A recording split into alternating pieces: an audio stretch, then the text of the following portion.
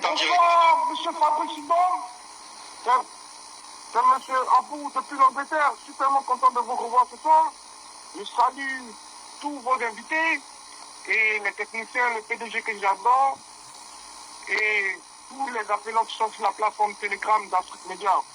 Une fois que j'ai dit cela, vous savez, Fabrice Sidon, quand j'étais arrivé ici en Europe, mon premier ami anglais me disait que Hitler était un ange que Dieu avait envoyé pour éliminer le Satan qui est la France de la planète Terre. Et en ce moment, parce que étant chrétien catholique, je me suis emporté contre lui.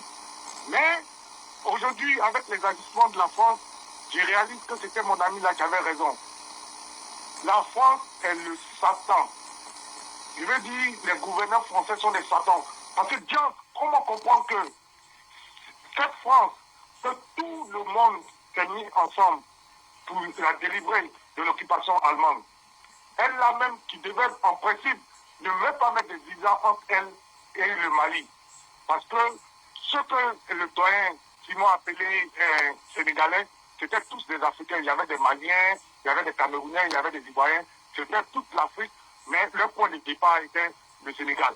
Donc on les appelait tirailleurs sénégalais. Mais en clair, c'était une région africaine, composée de tous les Africains. Donc, en principe, cette France-là, en guise de reconnaissance, si elle était normale, si elle n'était pas psychopathe comme elle est actuellement, elle ne devait même pas mettre de barrière entre elle et les Africains parce que les Africains paient de leur sang. Et il n'y a pas plus cher que le sang. Le sang, c'est la vie. Mais Dieu, c'est elle-là, aujourd'hui, qui traite les Africains avec un mépris, un racisme chronique. Parce que il faut dire le mot, comme M. Toi, le comportement français est un comportement où c'est du racisme chronique.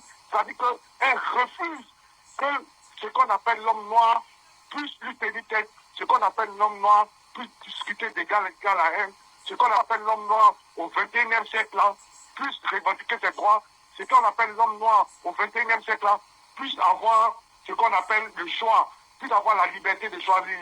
Mais c'est quand même fantasmagorique qu'on puisse prendre des prémices de Dieu. Nous sommes les prémices de Dieu. Eux-mêmes, avec les sciences, ils ont prouvé, par rapport à Darwin, qui vient de l'Angleterre, a dit que l'évolution, le premier homme noir, le premier être humain sur la Terre était noir. Donc, eux tous, ils découlent de nous. Comment on peut dire que ceux qui ont connu, ceux qui étaient les prémices de Dieu, donc les grands frères de cette famille humaine-là, on peut les traiter comme s'ils étaient des cardinals boiteux. Mais ce sont nos petits frères qui s'apprennent à nous retraiter. Donc ce qui se passe au Mali, je veux dire que c'est le retour à la normalité. Vous comprenez? C'est le retour à la normalité. Ce sont nos petits frères insolents, mal élevés. On doit les mettre à leur place comme il se doit. Et ce qui se passe au Mali, c'est ça, la restauration du divin lui-même, du Père. Le Père maintenant s'est élevé, il est fatigué, il a été maintenant indigné de l'insolence des petits frères, des derniers-nés, qui maltraitent le grand frère, son premier, son fils aîné, et maintenant il veut restaurer l'ordre. Donc le Mali, ça commence au Mali, mais ça va passer dans toute l'Afrique.